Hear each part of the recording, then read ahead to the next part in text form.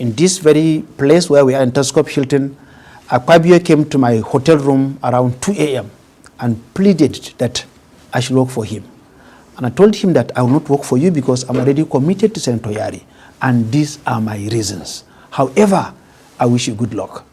And he came, he said he's a Christian like me, I should work for him to balance the Muslim ticket. And I told him, the testimonies I heard from the people of the 8th Senate wasn't a good one about you.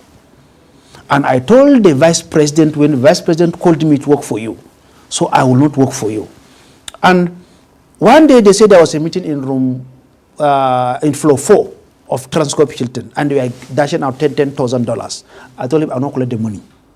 Now, after the election, one of these days we were in his house, and we had a lengthy discussion. And he started taking me around the house, and he said, "Do you know that I have a chapel in my house?" I said, "Wow, you have a chapel here." I said, "Let me see." We went there and he showed me the chapel. And in the chapel, he told me that, "You know, you are my brother." I said, "Yes." He said, 5 senators will leave the Senate. He said, 5. I said, "How did you know?" He said, "I'm the Senate President. I know 5 senators are leaving." And truth what Akpabio said, 5 of us left. You had no idea you were one of them. I was no idea that I was penciled for removal myself. That is the vindictiveness of somebody called Akpabio. Well, it sounds very personal, doesn't it? I mean, of course, for you, it's pretty much personal. I mean, so this is your payback then, is it? No. I don't pay back. I am just trying to, I laid a foundation so that I will come to the Natasha issue. The Senate President had mishandled the Senator Natasha Akpoti Uduaghan sexual harassment allegation affair. Yes. How so? Briefly, because we're almost out of time. Now, briefly, in the 8th Senate, I have the video and I can send it to you. Senator Akpabio had a serious verbal exchange with the Senate President Bukola Saraki over change of Senate seat. He was not suspended. He was not investigated. The matter was handled with maturity. In the case of Natasha, it took a different dimension. Sat like the emperor that he claimed he is, and said the woman shall be suspended for 6 months, withdraw her security, stop payment of her salaries, not to be seen to close the National Assembly building, and even her aides should also lose their salaries. Far-reaching decisions. Even ordering the Inspector General of Police not to provide her with security. In another way, exposed and so she will be killed. When you withdraw somebody's security, which is on right, that means you are exposing that person to be killed. And I know the IG, you see the police for all of us. Nobody owns the police. The IG realized that that is not a good thing to do. Because if they had tomorrow that Natasha is killed, something will happen that we don't pray it happen. Now, if Akpabio was not suspended for fighting with Saraki over change of his seat, why are you suspending Natasha for 6 months? If only your motivation is because of change of seat. Secondly, Natasha went to court and she got a court injunction barring the Senate from investigating her until the substantive matter is heard. Senate went against the court judgment and suspended her still, even when there's an existing court judgment. That is contempt of the court. It was after they finished suspending Natasha that they went to court to vacate the court order barring them after contempt of court. And I'm sorry to use this word, cowardly, the judge, instead of arresting Akpabio for contempt of court, he vacated his own judgment that they broke. That's the pressure he was under. And instead for the judge to also go into the substantive matter, he recused himself from the case of Natasha. You see what is happening? I lost my senatorial seat through judicial banditry, because there's no law that back what happened. And I believe the judge know what she did.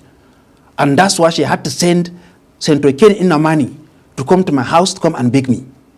And it's true, Ken Inamani is still alive. So that's former Senator Elisha Abbo. I won't go into his details. You can look him up as well. We know the issue with the scandal that happened at one point in time that made headlines a couple of years back. There's a whole lot to dissect here with regards to some of the shocking statements he made about the Senate President Godswill Akpabio. One of those statements he mentioned.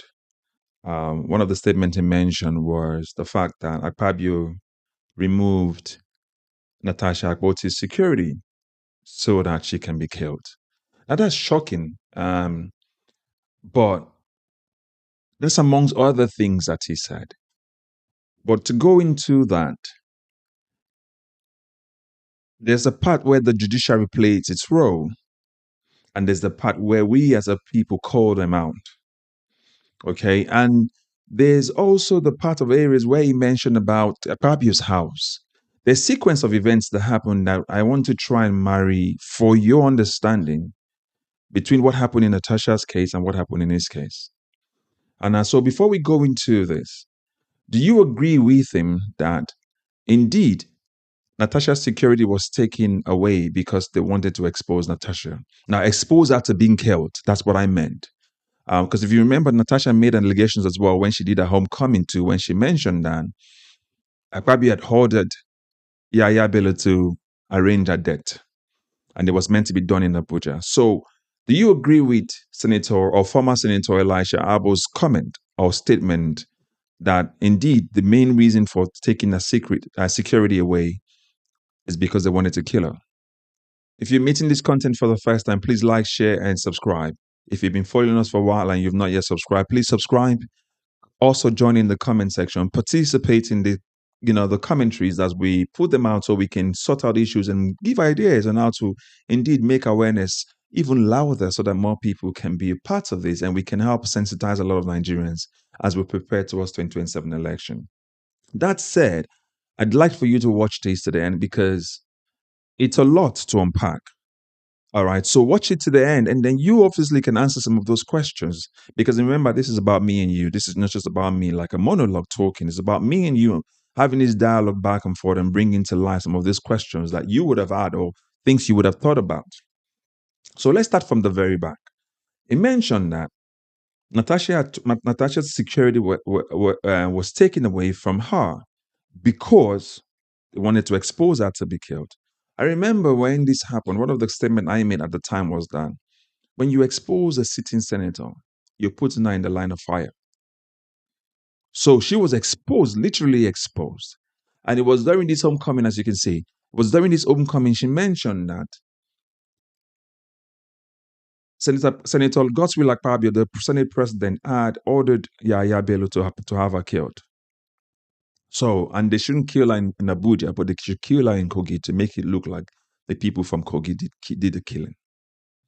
Now, this same senator or former senator is now laying it bare that the idea behind removing our security is because they want to have her killed, or rather, just to have her killed. Remember this senator, Senator Ahmed Lawan. This was the man that raised the opposition during that disciplinary hearing when they were pronouncing a judgment. The punishment they were going to give her, rather.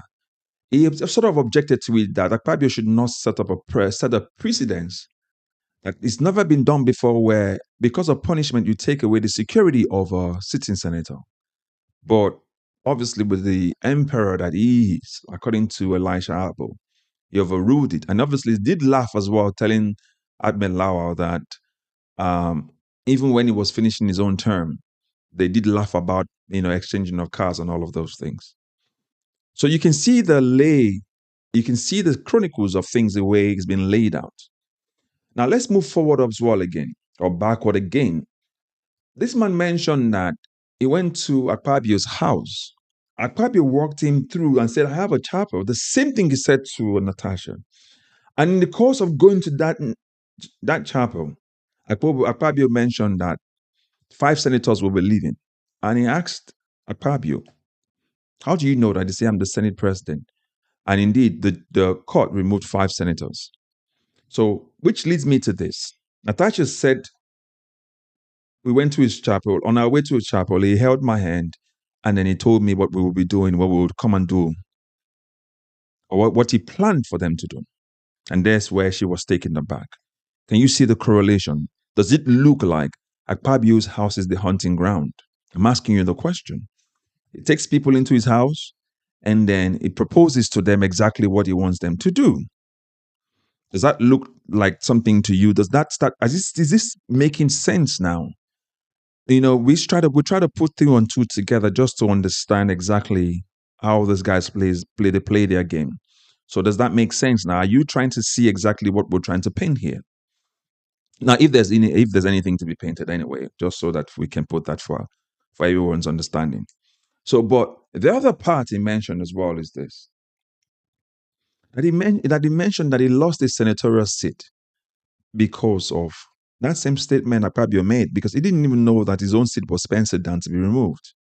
And the judge, whatever they did something called judicial banditry where they removed him. Now, this is what we say all the time. No one is safe under corruption. One moment you're fine, the next moment you are not.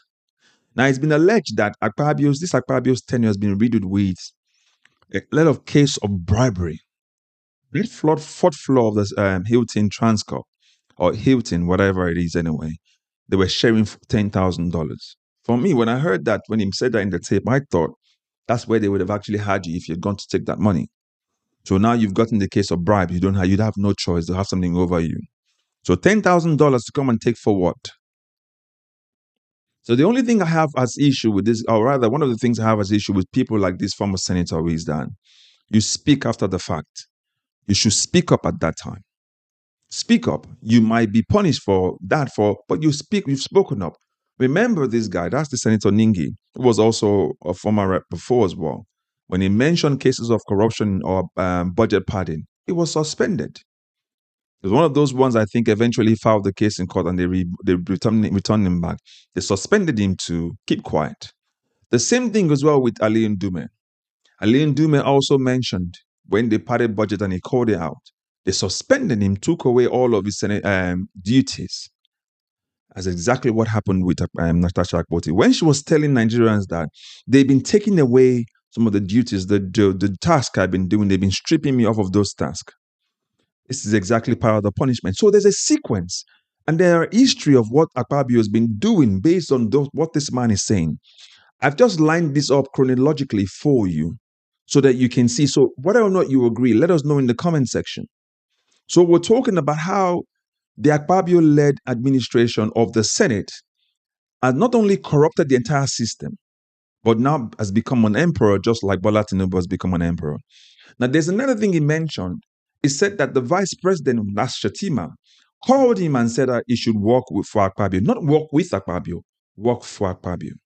That means that everything that's happening in the Senate, the entire Bola Tinubu administration is in on it. They will silence you. They will strip them of their task in the Senate just to pressure them to keep quiet.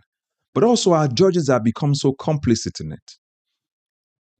Remember, Senator Natasha Akpoti mentioned that the judge recused himself because the senator or the Senate President Godswill Akpabio filed a petition about lack of trust or whatever, or conflict of interest. He doesn't trust his judgment.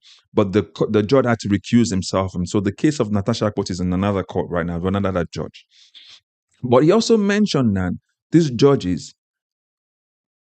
sent another senator to come and appeal to him and beg him for what they did to remove him from the Senate.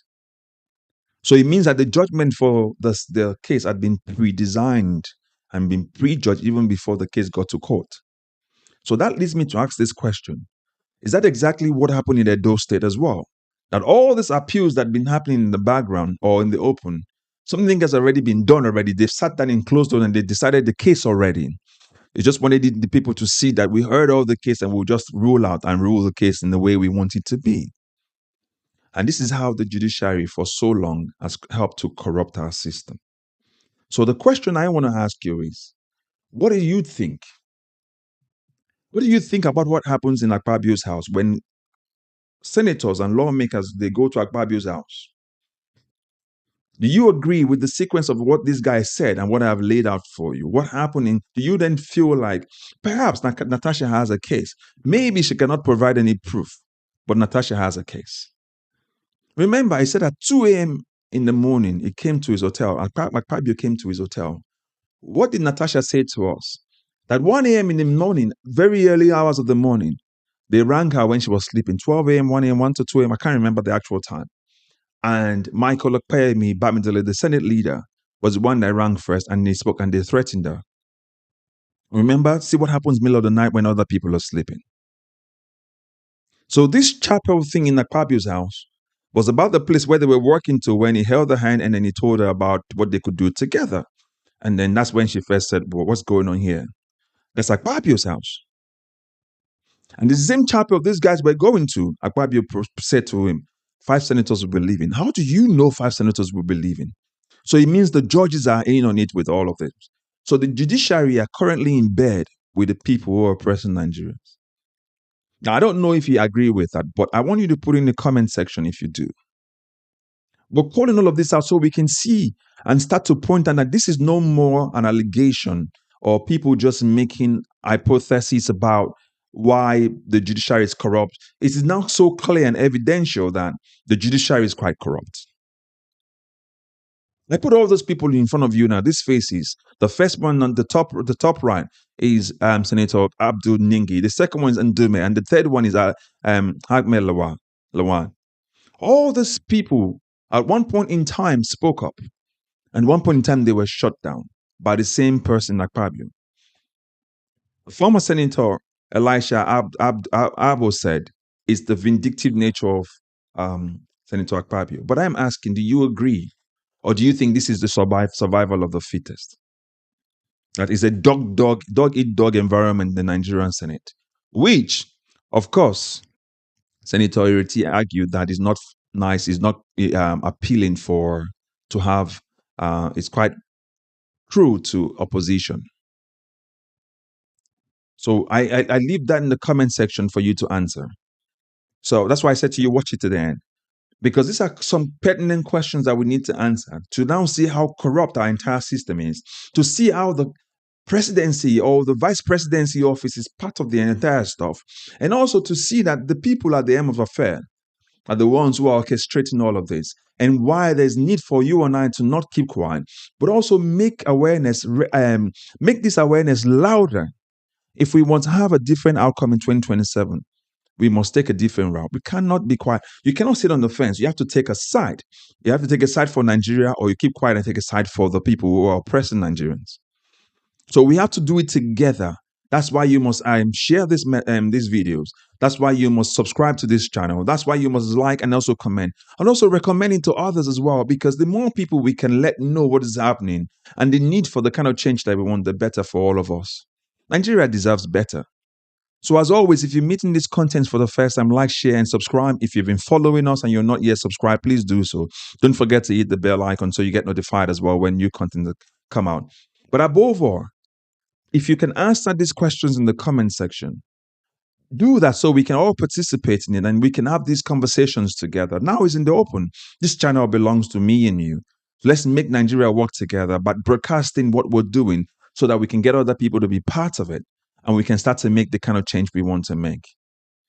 As always, God bless you. Have a good time. Bye-bye for now.